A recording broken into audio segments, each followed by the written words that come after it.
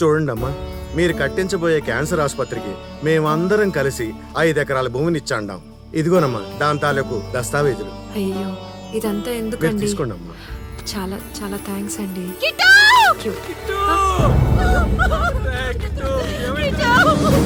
ఏమైంది రా సుబ్బా? ఏమైందో తెలియదు గోవిందు, నెత్తురుగా కుంటు పడిపోయాడు. త్వరగా ట్రాక్టర్ తీరా. ట్రాక్టర్ అయితే లేట్ అవుతుంది. డ్రైవర్ మన బండి తీ. ఎవరా నానా?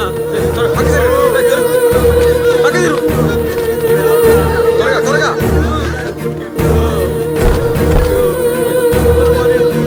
దిలీప్, తిరుపతిలో మన హాస్పిటల్ కి తీసుకెళ్ళు. మీరందరూ వెళ్ళండి. హలో అంకుల్, నేను ప్రసన్నని. మా ఫ్యామిలీలో ఒక చిన్న బాబుకి ప్రాబ్లం అయింది. మన హాస్పిటల్కే పంపిస్తున్నాను. తను నా సొంత మనిషి. ఖర్చు ఎంతైనా పర్వాలేదు. బాబు నవ్వుతూ తిరిగి రావాలి. Please uncle, please. తనకే సంబంధము లేకపోయినా ఒక పసిపిల్లాడి ప్రాణాలు కాపాడడానికి తను పడ్డ తపన చూస్తే ఆ క్షణం మా ఊరి కోసం వచ్చిన దేవతలా కనిపించింది. అప్పుడే తన గెలుపు మీద నాకు పూర్తి నమ్మకం వచ్చింది.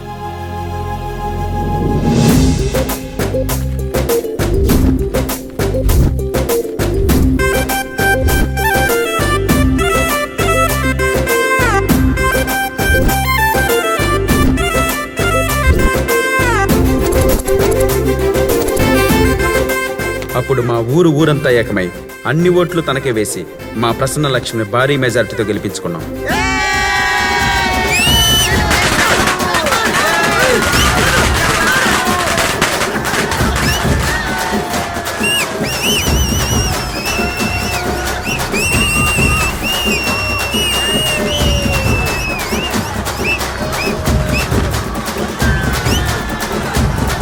ఈ టైంలో ఫోన్ ఏంటన్నా? కట్ చెయ్యి.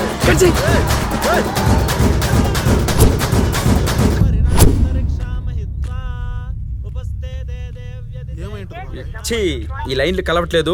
ఎందుకు లేట్ అయింది ఏంటో నేను వెళ్ళి దగ్గరుండి తీసుకొస్తా. మీరేనే ఉన్నాను మామ. అలాగే.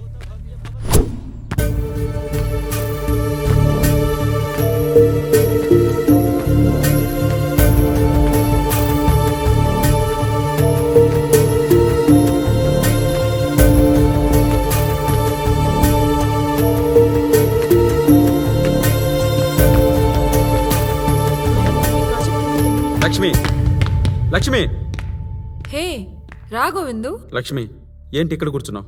అక్కడ ఊరంతా నీకోసం ఎదురు చూస్తుంది. వెళ్దాం పద. ఎక్కడికి? ఏంటి హడావిడి? కూర్చో గోవిందు. నేను కూర్చోవడానికి రాలేదు. అక్కడ క్యాన్సర్ హాస్పిటల్కి శంకుస్థాపన చేయాలి. వెళ్దాం పద.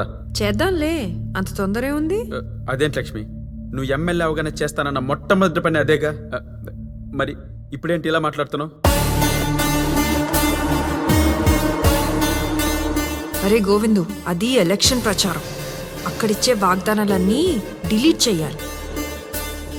ఇక్కడ స్టోర్ చేసుకోకూడదు. అసలు ఇలా మాట్లాడుతున్నావు ప్రసన్న? ఆ రోజు నువ్వు ప్రచారంలో చెప్పిన మాటలకి 7 రంగుల ఇంద్రధనుసులా కనపడ్డావు. కానీ ఈ రోజు నీ అవతారం చూశాక రంగులు మార్చిన ఊసరవిల్లా కనపడుతున్నావు. రేపిచ్చోడా, ఒక్క సంవత్సరంలో కాలమే 3 సార్లు మారుతుంది. మనమెంత? వాగ్దానాలు చాలా ఉన్నాయి, చూద్దాం. అప్పట్లో మా నాన్నగారిని గెలిపించడానికి 40 కోట్లు ఖర్చయ్యాయి. నాకేమో 35 దాకా అయ్యాయి. 5 కోట్లు నీ వల్ల సేవ్ అయ్యాయి అనుకో. ముందు ఆ డబ్బంతా రాబట్టుకుని ఆ తర్వాత క్యాన్సర్ హాస్పిటల్ ఒక్కటేంటి 100 కట్టిస్తా. అలా కాదు ప్రసన్న, క్యాన్సర్ వల్ల ఒక్క ప్రాణం కూడా పోకుండా చూస్తానన్నావు. అక్కడ 15 మంది చావడానికి సిద్ధంగా ఉన్నారు. వాళ్ళంతా నీకే ఓట్లేశారు. ఒట్టు, నిన్ను గెలిపించిన జనాల బాధ్యత ఇది కాదా? జనాలేంటి? వాళ్ళు ఓట్లు. ఎలక్షన్ ఫీవర్ తగ్గిపోయిన తర్వాత ఓటర్లు అనే టాబ్లెట్లతో పనే లేదు. అయినా వాళ్ళందరూ నాకే ఓట్లేశారని గ్యారంటీ ఏంటి? గ్యారంటీయా? నీకు గ్యారంటీ కావాలా? మా ఊర్లో జరిగిన బూత్ పోలింగ్ నీకు తెలిసే. పొట్టకుట్టి కోసం వేరే ఊరు వెళ్ళిన వాళ్ళు వచ్చి మరీ నీకు ఓటేశారే. నడవలేని వాళ్ళు, లేవలేని వాళ్ళు, చిన్న చితక ముసలి పేద అందరూ నీకు ఓట్లేశారే. ఏమన్నావు? మా ఓట్లు నీకు టాబ్లెట్లు బిస్కెట్లా కనపడుతున్నాయా? అవి మా రక్త పొట్లే. అంతెందుకో, నీకొచ్చిన మెజార్టీ 5640 ఓట్లు మా ఊరి ఓట్లు. మేము వేసిన భిక్ష నీకు. ఏంటన్నావు? మీ ఊరి జనం వేసిన ఓట్ల వల్లనే నేను గెలిచాను, లేదంటే ఓడిపోయేదాన్ని. అంతేనా? వాస్తవం అదే కదా. నువ్వు దీన్ని తేలిగ్గా తీసుకోవద్దు. మా ఊర్లో హాస్పిటల్ కట్టిస్తావని, వాళ్ళ ప్రాణాలు కాపాడుతావని అందరికీ చెప్పి నమ్మించి ఒప్పించి నీకు ఓట్లేయించాను. సో నీ వలన నువ్వు చేసిన క్యాంపెయినింగ్ వల్లనే నేను గెలిచాను. నువ్వు నిజంగా హీరోవి గోవిందు. మరింకేంటి, ఆ క్యాన్సర్ హాస్పిటల్ ఏదో నువ్వే కట్టించు. ఓ ఎక్కడికే వెళ్ళేది? నిన్న ఇక్కడి నుంచి లాక్కెళ్ళి మరీ శంకుస్థాపన చేస్తా. ఏయ్, వదలండ్రా. తప్పు చేస్తున్నావు లక్ష్మి, నా మాట విను. నీకు ఇది మంచి పద్ధతి కాదు. వదలండ్రా. నన్ను వదలండ్రా.